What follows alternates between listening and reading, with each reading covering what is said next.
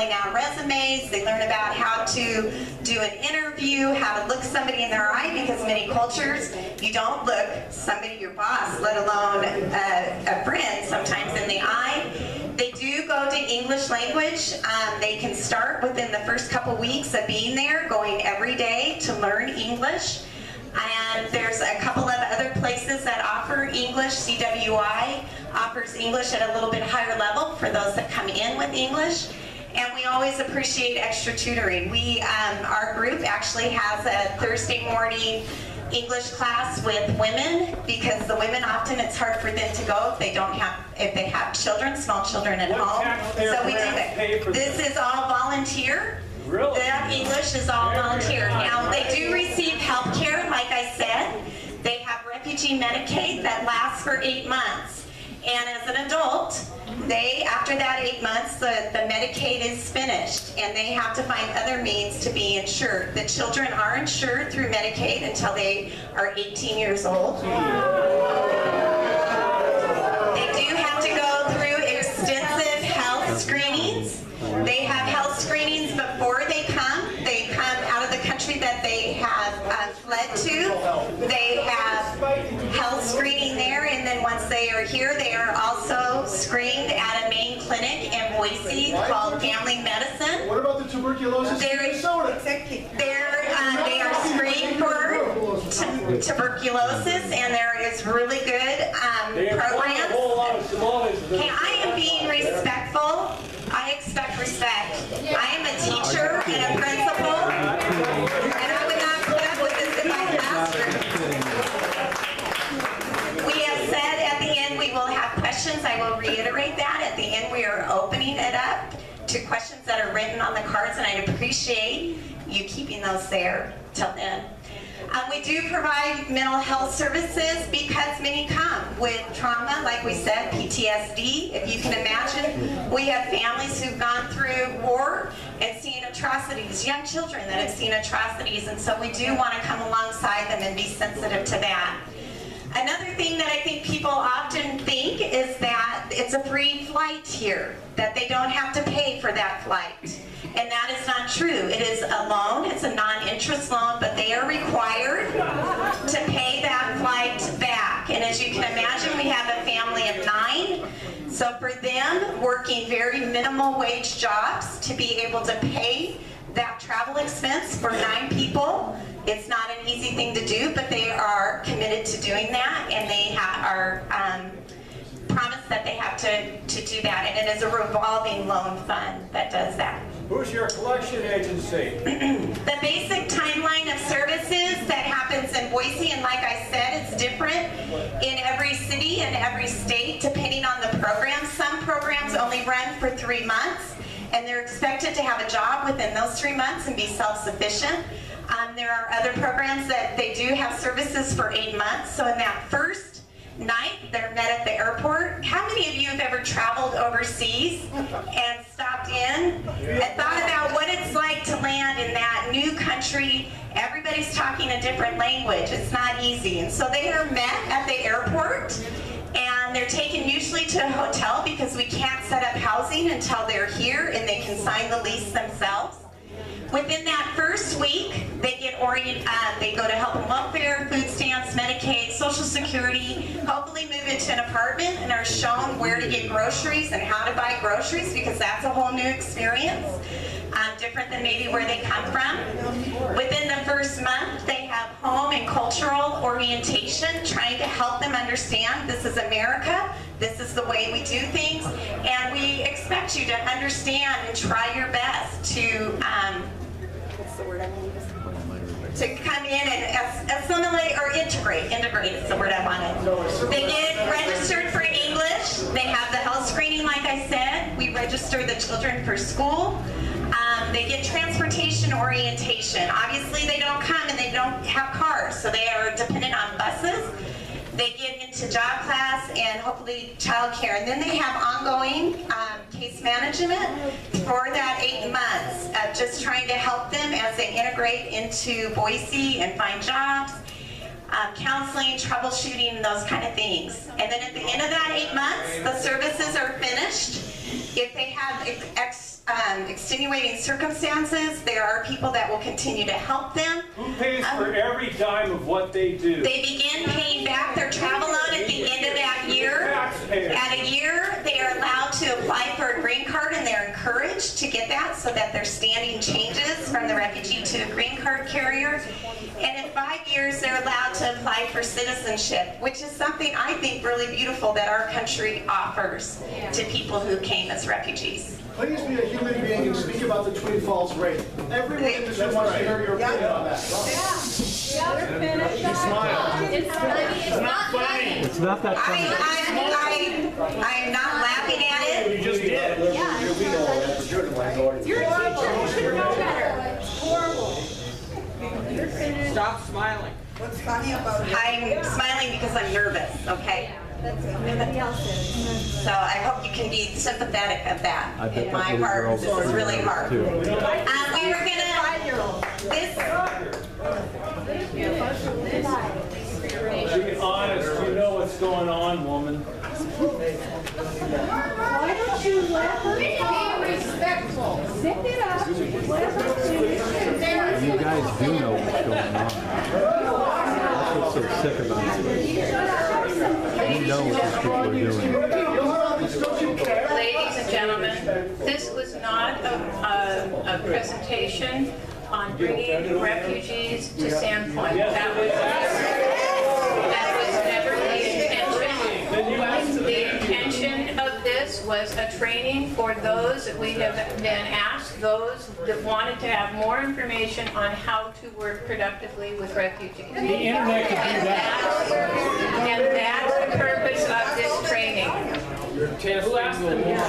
No, we are not testing Employing the the Delphi method to stifle our speech. We do Period. not have the infrastructure for such a thing, and it will not be here. Yeah, there's plenty of land for that. So Don't at this point, what I would like to ask you to do is to let the presenters who have traveled far, who have indeed prepared, let them speak, because this is a training that they have done and they have prepared for our community. They came here with... I don't want that training. If you do not want the training, you are welcome to leave. Yes. Please let her go. We will be answering some questions. The presenters will answer some questions at the end.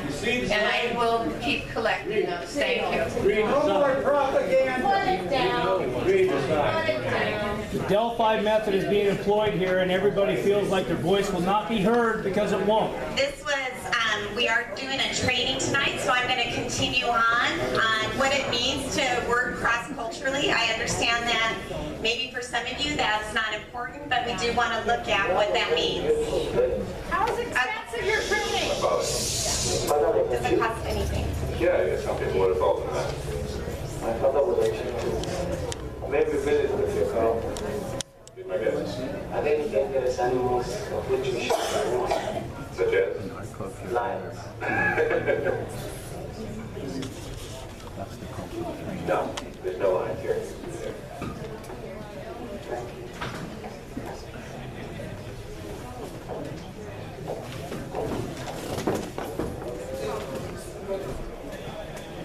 They're short anyway.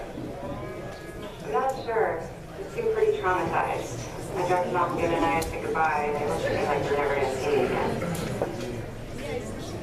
So that's a short clip from a movie called The Good Life that came out a couple of years ago, and if you're interested, it's Hollywood, but it is a movie about refugee resettlement in the early 2000s, and it's about the three men that they were the Lost Boys, if you've ever heard of the Sudan, and it just shows a little bit about what it means to come to a new country and what that's like.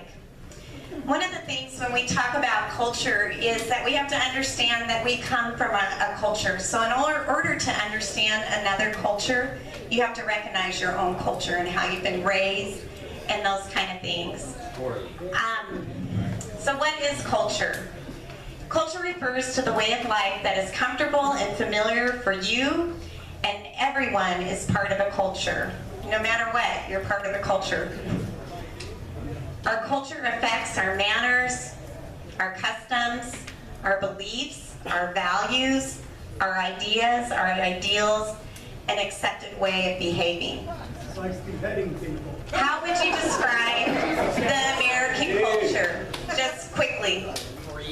Law and order. Controlled by the Founding liberal documents. Greed. Okay, let's keep going. How about Idaho culture? Freedom. Freedom. Hard workers. Outdoors. Responsible. Good. How about Sandpoint? Sorry, I forgot to change the photo. Really gets Beautiful lake in Sandpoint. Refugee free. Okay. Any other ways that you would describe it? Outdoorsy here, I would assume? Okay. Hard workers. Free. Conservative. Okay. So when we talk about culture, we can talk about it in the way of cultural icebergs. There are things that you can see that are visible. So the part of culture that you can see is food, drink, language, etiquette, behavior, religion. Those are all things that are easy to touch and say, oh, this is part of American culture. This is part of Asian, Japanese, Indonesian culture. But things that we have a harder time understanding and dealing with are customs, attitudes, assumptions, beliefs, and values. And like, interesting enough, humor is one of those things that takes a long time to understand. All my years in Indonesia, I often still didn't get the jokes. Even though I maybe understood the words, I didn't often understand the meaning behind. And so that's kind of that below the surface that takes a long time to understand when you're working with somebody from a different culture. Oops. So culture is learned. When you think, those of you that have children, think about that baby that you held and how that child learned about your family culture. What do they call an adult? Do they call him Mr. Mrs.? Do they call him Auntie Uncle? What are some things that are particular about your family? So we learn culture, and as Nick and I went to Indonesia, a lot of what we had to do was look and learn and observe. Okay, so there we shake with our right hand. We don't use our left hand. It's not considered clean.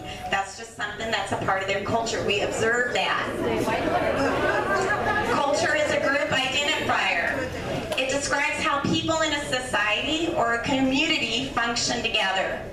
There are, of course, individual differences. We see a lot of individuals here. We also see some large community things going on here. But we can identify. We can go, oh, that person's probably from America, or that person's probably European. There's things that you go, I can recognize those things about them. And it makes sense to the people living in it. Living here in Sandpoint or outside of Sandpoint makes sense to you. There's things that you guys probably do here that make sense, and it fits together in an integrated, logical way. Well, if you're a person coming in from the outside, there are things that won't always make sense. And so we just have to recognize that. One thing we talk about is very much the idea of ethnic centricity. We often put ourselves at the center. We are right. We have the right way to do things. Our way is the only way, and everybody should learn how to do it. What we encourage, Every sovereign country's right. what we encourage is ethnomutuality, the idea that I can learn from you, you can learn from me, we can learn from one another. There's beauty. I am learning a lot tonight, and I'm really thankful for that. It's not easy, but I'm learning a lot. But it's an ethnomutual. I hope that you're learning and listening as well. There's different ways we can describe culture. There's closure culture versus non-closure, and I'll read this real quick. A closure culture is a culture in which people are most comfortable when things are finished or settled. People in closure culture are quick to draw conclusions about people, issues, or ideas. They do not like ambiguity. The most important value in a closure culture is goals, setting goals, tasks, or objectives, and working to achieve them. That's one type of culture. A non-closure culture is a culture when people are very comfortable when things are open-ended. People in a non-closure culture do not draw quick conclusions. They have a high tolerance for ambiguity. The most important value in a non-closure culture is relationships. establishing deep, warm, and harmonious relationships with others.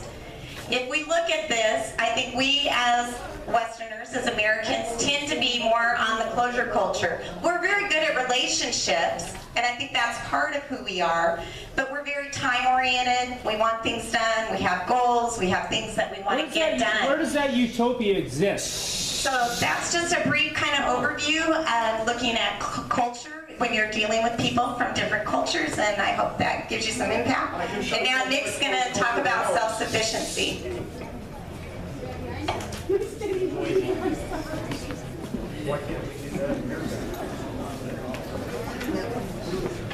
eat up the clock until there's no time left.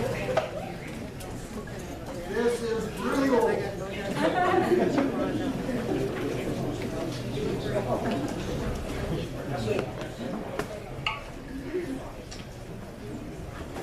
I'm going to start off, this is something that we use in our training, and it's a video that's actually taken from an organization called Tucson Refugee Ministry, and an organization that we've worked with.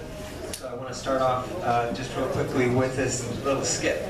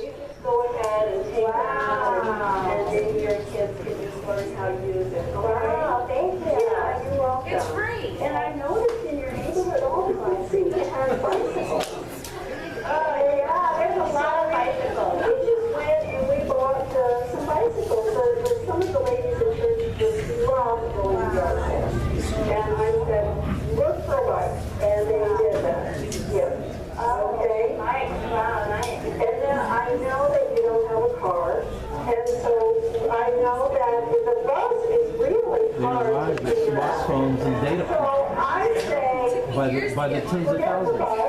And I'll just come and take you on your appointment. Does that sound okay? Yeah. Something that said it was gone. Plan A.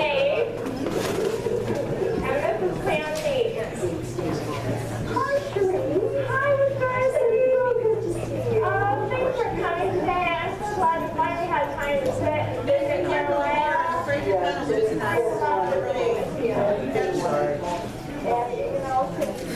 I'm going to stop this right there. Do you receive any George Soros money? Please be honest. Yeah. Well, how much is the real question?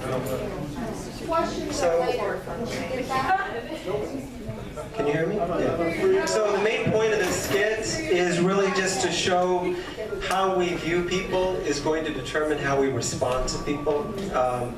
Do we view them as victims or powerless? Do we view them as lacking resources, or do we view them as survivors with resiliency, with dignity, with gifts and capacities, just like any human being would have? How we view others is going to determine how we respond. Do we view them as victims? Do we view them as survivors? How do we respond? If we view them as victims, we give them things. If we view them as survivors, we will walk with them, and there will be empowerment, there will be participation, there will be a process by which their gifts and capacities develop. And so, survivors, that's what we do. This is really getting at this simple concept of a paradigm shift from a needs-based approach. And so what we have is, I have a friend in Boise who came from the Congo. His name is John Kamana. He is Skinned alive, burned alive, beheaded. a single story. No, thousands and thousands and thousands. God. No Sharia law, no Quran. But the best way that we can break down stereotypes is really... Stereotypes? What are you talking about? Did you remember? Wait, I didn't speak. Show some respect. They're not stereotypes. That's a lie. Be respectful. I'm talking in general. You know, as we relate to other people, there's sometimes we draw conclusions about people because we have a limited story of that person. And that's what I'm talking about. I'm talking about You can't be we need to serious. have a multiplicity of stories. We need to understand people and their history, and the way that we do that is we get to know them. We sit down and we have coffee with them, and we get to know Go them. sit down and have coffee in Mosul. But when we are fearful and we are suspicious, we need to be reminded that there is no fear in love, and that love drives out all fear. So with that, I just hope that this gives you a little bit of a glimpse as to why we're involved in this ministry. I know you may not agree, many of you may not agree, but that is the reason that we, I hope you get a little bit of a glimpse of why we're in this ministry. And we really hope that the church responds in love and not fear. So, Well, and then they'll be burned to the ground. with that, I'm going to go to the next. I'm going to go to the next section. We're going to do a little bit on Refugee 101, and so that this will give you just a little bit of an idea of an understanding of a refugee. Can anyone tell me what a refugee is? $2,000 per head.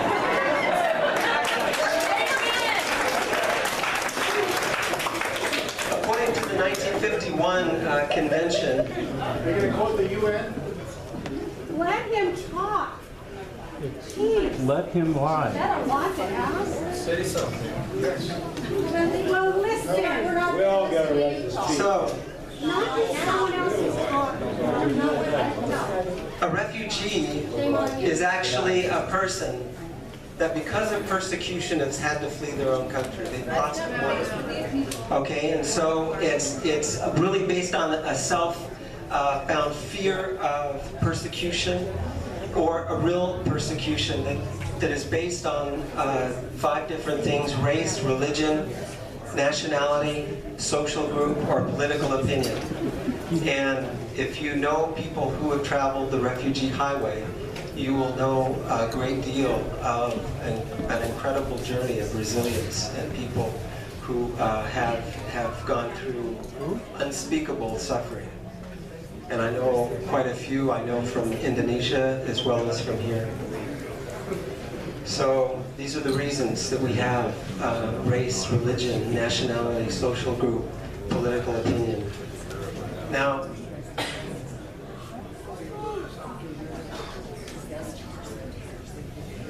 Sir, how do you account for Sweden being the rape capital of the West? Yes, how do you account for that? we're going to take questions at the end.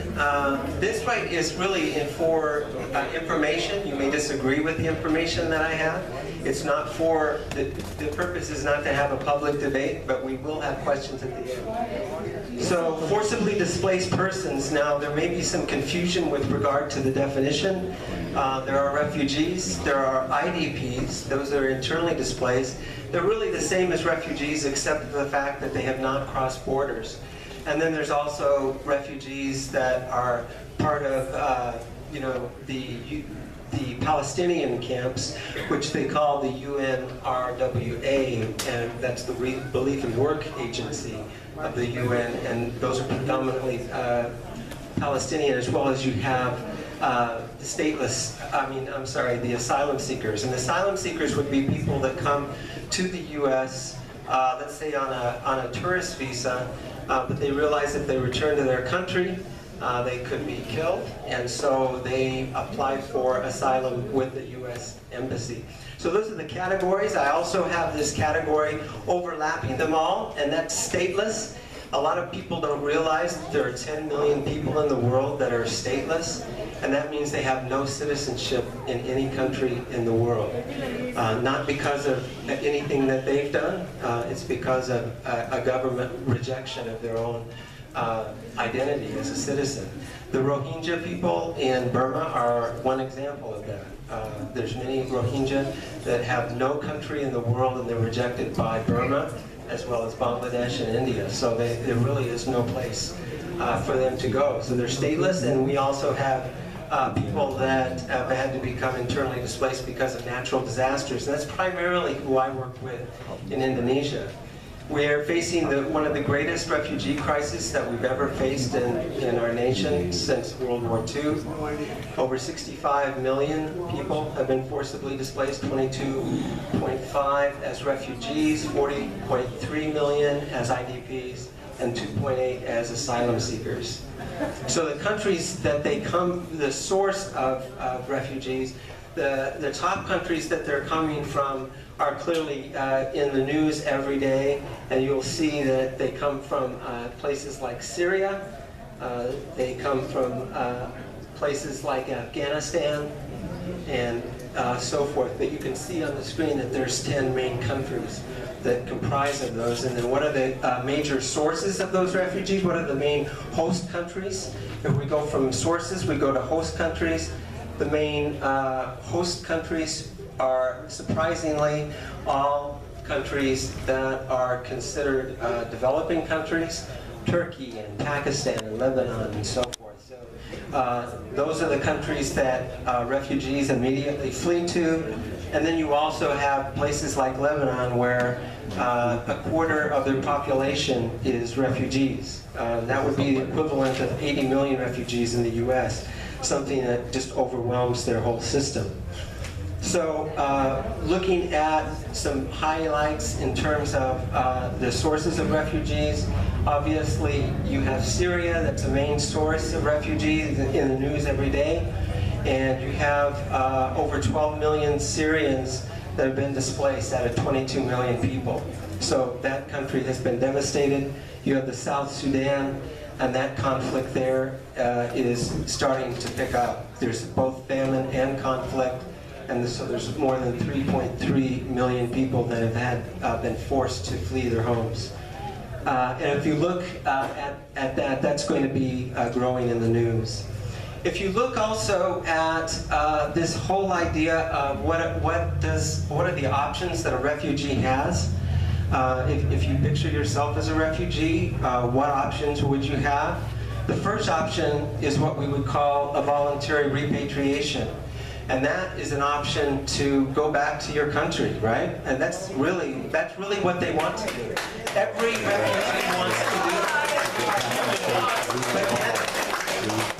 But can they do that? You have kids in the Yazidis once, and you're a Christian pastor? We shouldn't have to do it once. What about the Yazidis? Why did you focus on them? You be quiet. This is not your presentation. We should care about the suffering of all people. We came here to be lied to. We should care about the suffering of all people, but only an estimated 3% of people have voluntary repatriation as an option. Local integration means becoming a citizen of where you fled to. Well, there's only 2 to 3% that have that option. And then third country resettlement are the refugees that come to the United States and other developed countries, primarily 27 other countries involved in that. And then you have only less than 1% that have that option. So the vast majority of refugees in the world that have suffered are in protracted situations. 17 years is the average number of years that a refugee spends in a refugee camp. Pick up a gun and fight for what you believe.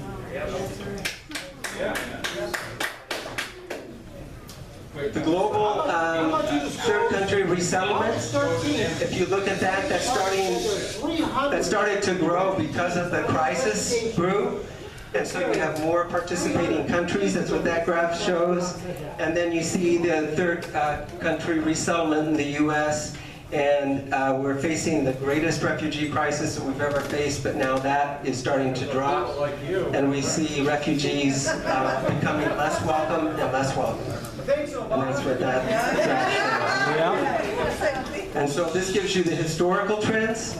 And you see here that indeed we're the numbers that we're looking at for 2017 are the lowest that they've been for many, many years. And this is in contrast to the need, which is the highest it's ever been since World War II. How many Christian refugees? Yeah, what about the Christian refugees? Why aren't they allowed? Why only Muslims? What about all the trouble we caused in Germany? They love them over there, don't they? What about the rape of the 5-year-old girl in Twin Falls? Twin Falls. So, the fourth solution is desperation. A refugee who doesn't have those oftentimes will put their children on a boat. And that boat is run by people who really don't care about their lives. And so you have 4,000 people that died in the Mediterranean last year. And so you have the Rohingya. I've mentioned them. They're a special case. You'll hear more about them in the news. And so 22 of the 22 million refugees in 2016, there were 96,000 that were actually resettled in the U.S. during that same year. And of those, 766 came to Idaho. And they were resettled by 4 different agencies, 3 of them in Boise and 1 in Twin Falls. In 2016, that total was 1,066. This year, it's going to be about half of that. The primary countries they're coming from is the Congo and Syria. Congo is predominantly Christian. Let's see, refugees. Tribal, actually. Refugee arrivals in Idaho, is going way down, and that's what this graph shows.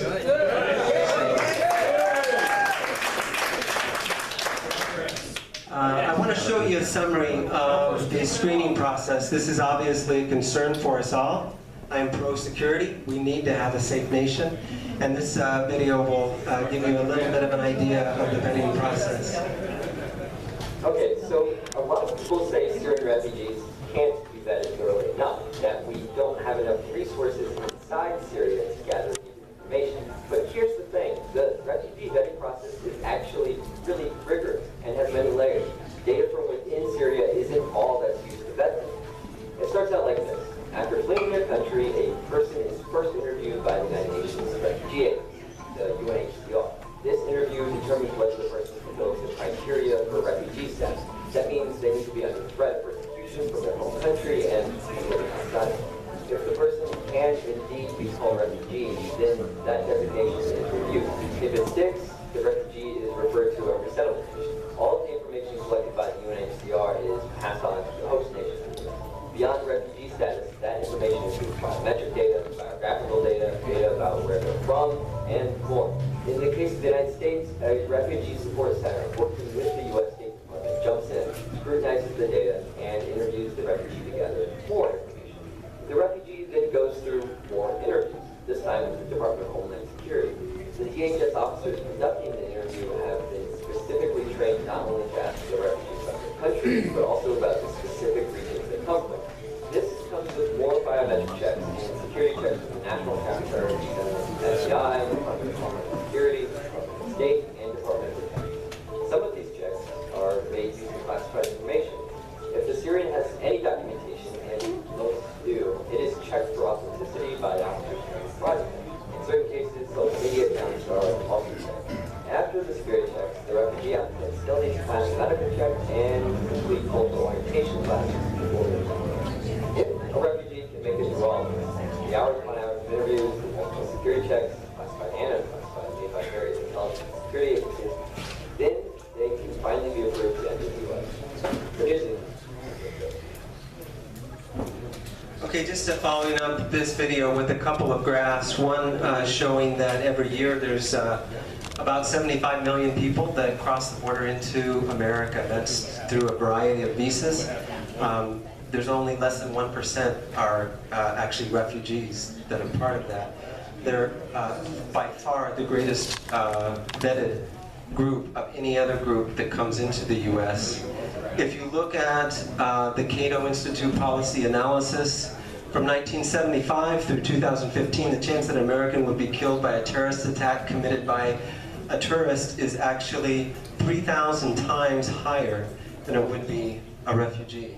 3,000 times higher than by lightning. That's just based on the data that they've presented. So what the data says is actually that the vetting process has been very effective by the Department of Homeland. London terrorists were trained by an imam from Dearborn, Michigan. What are you trying to get? That's why there's 300 of them on back. Well, crafted propaganda. What we're going to talk about now is who provides help, what happens once they are here. And first of all, the people who are refugees, they themselves provide great help. If they've made it here, they've made it through a lot of different really hard things that they've gone through. And if they've gotten to here, they have done a lot for themselves and they are their best own advocate. The federal government does provide help. They are the ones who decide the numbers, and that's why we're seeing that the numbers are going down, because that is changing. But they are the ones who provide the money and support the state's initiatives and what they're doing. Then we have the state and local government. States provide education, K through 12 for students that come. They also provide Medicaid, and it's a different kind of Medicaid than what we normally think. It is specialized Medicaid for people who are refugees. It's different than what the rest of us know as Medicaid. They do also receive SNAPs or food stamps, and the local government provides English classes along with, am I kind of going too, am I making too much? Okay.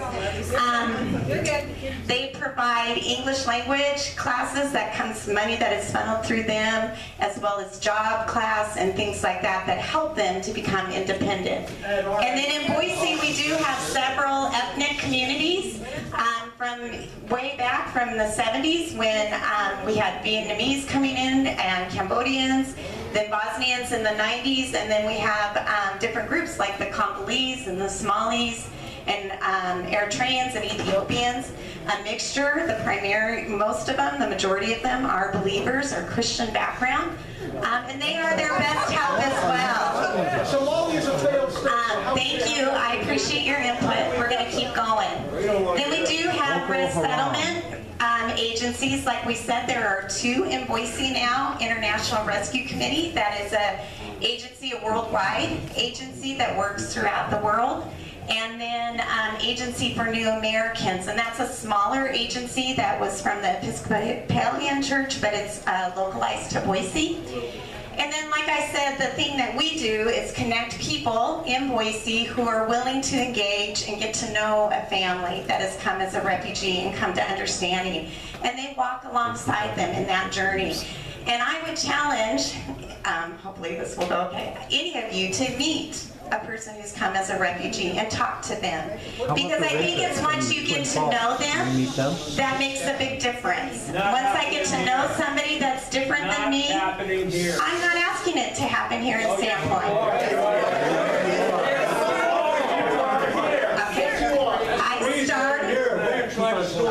I think right now you're putting words in my mouth, and I am being respectful to you. I am not advocating refugee resettlement in Sandpoint. I am advocating understanding. Okay, what help do refugees receive? They do not receive free housing, but the agency is required to find housing, appropriate housing. This is not easy right now in Boise. We're at a 2% vacancy rate. And so it's a difficult thing right now to find affordable housing. The government does supply financial support, but I think you'll be interested to know that that money doesn't go on forever. It is 8 months. That's what they get. It depends on the state. Some states it's only 3 months. No money. Zero. And they do receive other things, like I said, SNAP and education and things like that. Money. We do. They also get employment help. We're worried about our vets and we're out there so-called refugees. I really appreciate those of you that have served in our military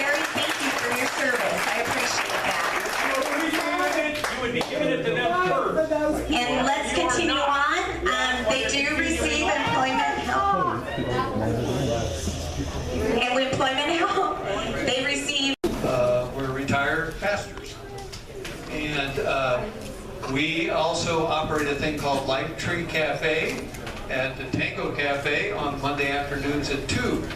And that's where we have civil conversations and talk about all sorts of issues, faith and life. Yes, yes. We are going to, and thank you, first of all, thank you, all of you, for coming. Way beyond our expectations, as you can tell. But we hope you'll be able to hear, and we will turn this over to Nick and Laura, and they will tell you more about it as we go. A couple ground rules. We're not here to promote refugee resettlement in Sandpoint. We're here to provide information, and information from people who have done refugee resettlement in Boise, Idaho. So they know the process and they know what people go through. So that's what we're here to present. And we don't have an agenda. We're just here to have a good conversation. So, you're welcome. Can you hear me, Tom? Talk louder. Okay. Okay, I'm sure there's going to be time for questions and answers and all kinds of things. So we want to get this started right away. And we'll get it started just the way we start every Life Tree Cafe every week. Before we do that, as an act of courtesy to our speakers, would you put your cell phones on stun? Stun. That's silence or vibrate. Also, if you have a question, we passed out cards at the beginning, and to facilitate the question and answer process, if you have a card and you want to put it up, Lynn, would you collect those? And as we go along, we're going to try and not do the raised hand thing to be a little bit more orderly, but if we get to that point, we'll recognize you. So again, we want you to know that you are welcome just as you are. Your thoughts are welcome. Your doubts are welcome, no matter what they are. Because we are all in this together. And believe it or not, God is here, ready to connect with each of us in a fresh way. So I would like to introduce Nick and Laura Armstrong from Boise, Idaho. They co-lead an organization called GlowCal. They'll tell you more about that, and work with World Relief and some other agencies to resettle refugees in the U.S. Would you welcome them? Nick and Laura Armstrong.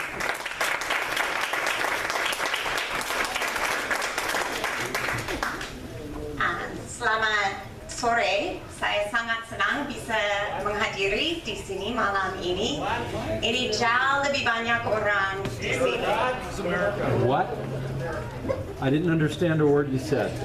Thank you. I'm really thankful to be up here tonight.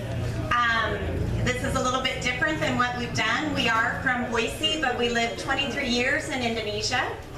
And when we came back to the United States, we were looking for a way to integrate what we had learned and done in that country all those years. And one way was to get involved with working with people who are refugees.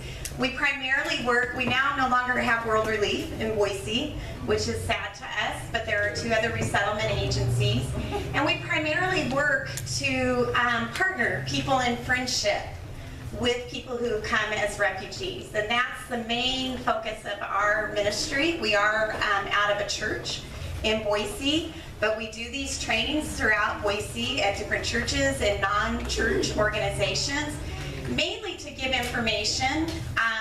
We hope you know that we did not come here promoting refugee resettlement here in Sandpoint. We were asked to come and do a training that Jerry and Stan had seen us do in Boise, just to provide information and understanding. And that's really our heart's desire. I know that there's a lot of feelings and strong feelings about this issue here in the United States. And we just hope that we can have an open, friendly dialogue. Yes, I did use Indonesian at the beginning because As a foreigner, I went to another country and I learned their language. And as people who come as refugees, they do come into the United States wanting to learn English. It is not easy. For many of them, they come with a lot of trauma.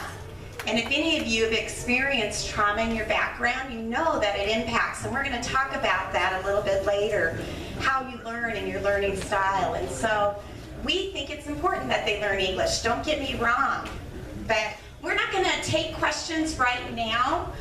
We would ask that you would write those on the cards, and we will have a time at the end. With this large of a group, it's kind of hard. If we start on questions, we won't get through any of the information. So I'm going to continue our introduction. This is a little bit about what we're going to do tonight. We're going to look at biblical foundations. We are Christians. I know everybody in this audience may not be followers of Jesus. That's fine. But we're going to go ahead and give just that little bit of a background. Why we, Nick and I, and many others feel like it's important. Where do we find this in the Bible that it's important to welcome the stranger? We're going to go over Refugee 101. Now that's probably where a lot of the feelings are going to come up, and there's going to be a lot of questions. But if you can just hang tight, listen to the information, and then we'll talk about that. We'll take questions at the end. We will look at cross-cultural orientation, because when you work with people, we all have cultures, and that's something that we're going to talk about. Northern Idaho has its own culture, doesn't it? It's different than Boise, Idaho. It's different than New York City. So we're going to talk about that. We're going to look at self-sufficiency, because that's something that is important. We want people who come as refugees to become independent. We want them to not continue being on government help, and Nick will explain that they're not on it that long. Okay, I asked you to be patient with me. That's hilarious. But we're going to look at that. We do want it to grow in independence in ways that we, sometimes as Americans, create dependence, and how to be careful about that. And then we're going to look at experiencing loss and what trauma does to a person. And that can be something that's really maybe impacted some of you as well, and just to talk through that. So, as much as possible, when I am talking, I will use the term a person who's a refugee, a mother who's a refugee, or just a mother, a father, a survivor, a new American. Just like any of us, we want to be recognized as a person first. We don't want to have that label. Many people who come as refugees do become U.S. citizens, and they are not refugees the rest of their lives. And so it's important to us that we put the person first. I do ask that we're going to go through a community agreement, and I'm hoping that we can come to an agreement at the end of this. Just the idea that you agree to stay engaged. That means putting away distractions such as cell phones, putting them on stun. I like that. Just to be engaging participants. I agree to be okay with experiencing discomfort. I'm experiencing some discomfort right now because this is a different kind of training than we've done before, and this is a lot more people than we usually have. But that we can be okay with that. I agree to speak from my own truth, and I think this one is really important. We spent 23 years in the largest populated Muslim country. I speak from that truth of knowing people, my neighbors that were Muslim, day in and day out, loving on me, telling me we will protect you if anything happens. That is my truth. I recognize many of you come from a different truth and a different background, and I will accept that and be okay if you can respect my truth and what I am saying as well. I agree to expect and accept non-closure to certain issues. We're not going to solve this tonight. I am so excited that there's this many of you, but we are not going to solve this issue and come maybe to a peaceful agreement at the end. I hope we can be peaceful in our discussion, but there is going to be non-closure in this training tonight. So, I'm going backwards, sorry. Gotta have the right way. So, I'm going to give the microphone to Nick. Thanks, sweetheart. Well, good evening. It's It's really nice to be here. I love Sandpoint. By the way, this is my first time here. This is my first time in Sandpoint, and I love it here. It is incredibly beautiful, and yeah, I am envious of what you have here. Since Laura and I went to Indonesia in 1990, like Laura had mentioned, there have been that's about 2.5 decades. There's been about 15,000 people that have come to Idaho as refugees. That means that there's the cultural landscape, the whole, okay, all right. So the whole cultural landscape has changed. We live in an increasingly globalized world where our local world is increasingly becoming a global world, and that's the nature of things. And so I really feel like it's important, especially for those of us who are following Jesus, but for all, to really get our minds around what that means and what it means to face this sort of new reality of a globalized world. Lifeway Research said that, this is just a research that was done this year, 9 out of 10 pastors agree that Christians should care sacrificially for those who are foreigners and refugees. 1 in 5 Christians, only 1 in 5 Christians were actually challenged by their pastors in this regard. And then if you look at the congregations of those same pastors, they're twice as likely to fear refugees as they are to help refugees. And only 8% of the churches are actively involved. So that's the reality we're facing. We're facing a globalized world, and so I'm going to actually make a couple of observations from Scripture, from my viewpoint, and I believe it's important that we wrestle with Scripture, and that Scripture informs how it is we respond. Okay, so I'm going to make a couple of observations. The first observation that I make from Scripture is that God has a special concern for the stranger. If we look at Jesus' own life, Jesus was a refugee. He had to flee Herod's tyrannical rule, go to Egypt, his family. And we actually have some handouts with respect to a lot of other biblical characters that were also lived lives that you could consider refugee. But this is something that's profound in my life. And it's profound, I think, to think about that fact, and the fact that Jesus said, you know, as we, in the final judgment, those of you who are following me, inasmuch as you have fed and clothed and welcomed the least of these, you've done so to me. I was a stranger and you welcomed me in. So I think this is an amazing window into God's heart. If we look at the Hebraic scriptures, there's a word called ger. It's a Hebrew word used 92 times within the Hebrew scriptures, meaning to welcome the stranger. It's the most oft-repeated command, barring the command to worship the one and only God, and it's used in conjunction with 2 other very vulnerable categories of people, and that is the fatherless and the widow. And we read this in Psalm 146, "The Lord watches over the resident alien and sustains the fatherless and the widow." And then we see another amazing things where he reiterates this warning when they are going in the desert. They're about ready to go into the promised land, and this warning is given to them that was first given to them when they fled Egypt. And it's from Leviticus. It says, God says this, "The stranger who resides with you shall be to you as a native among you, and you shall love him as yourself. You were aliens in the land of Egypt. I am the Lord your God." Now, what I want us to notice here is it's more than you shall love the stranger, but this is actually a command that's based on their own experience. So their historical memory should inform how they are to treat the resident alien.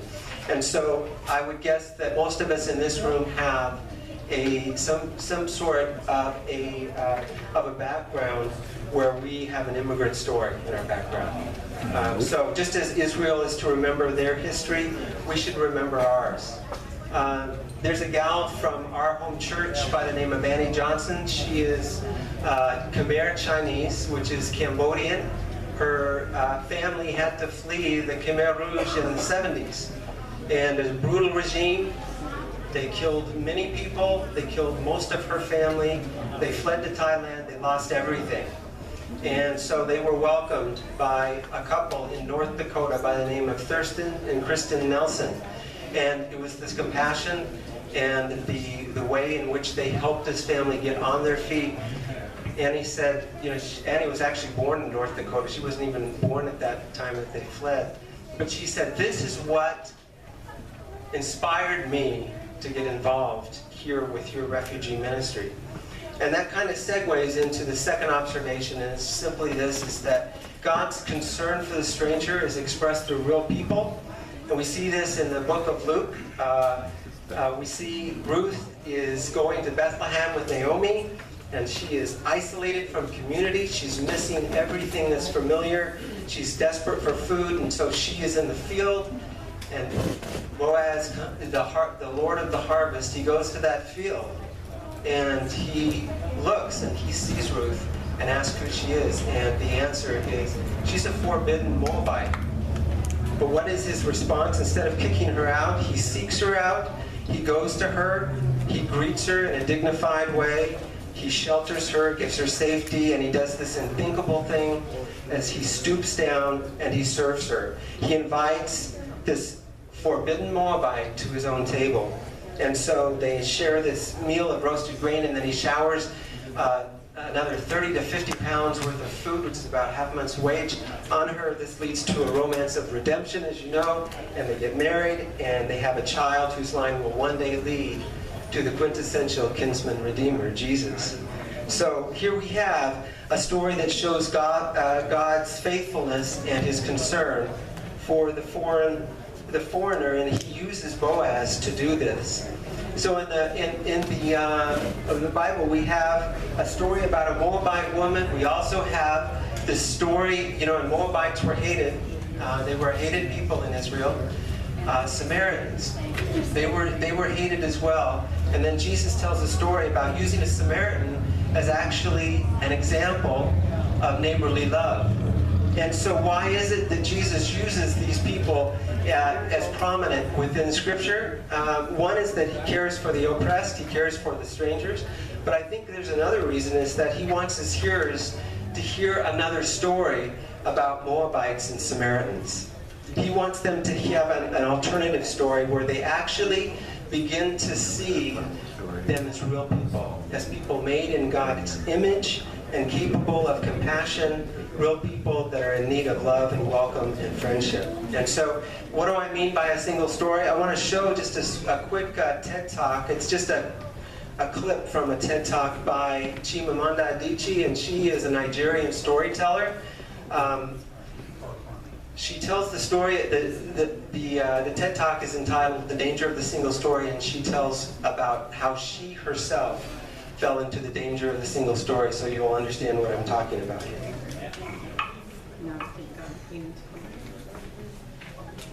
I too am just as guilty of the question of the single story. A few years ago, I visited Mexico from the US. The political climate in the US at the time was tense, and there were debates going on about immigration. And, as often happens in America, immigration became synonymous with Mexicans.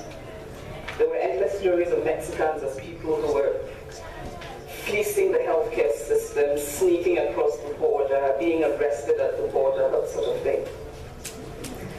I remember walking around on my first day in Guadalajara, watching the people going to work, rolling up tortillas in the marketplace, smoking, laughing. I remember first feeling slight surprise, and then I was overwhelmed with shame. I realized that I had been so immersed in the media coverage of Mexicans that they had become one thing in my mind, the abject immigrant. I had bought into the single story of Mexicans, and I could not have been more ashamed of myself. So that is how to create a single story. Show a people as one thing, as only one thing, over and over again, and that is what they become.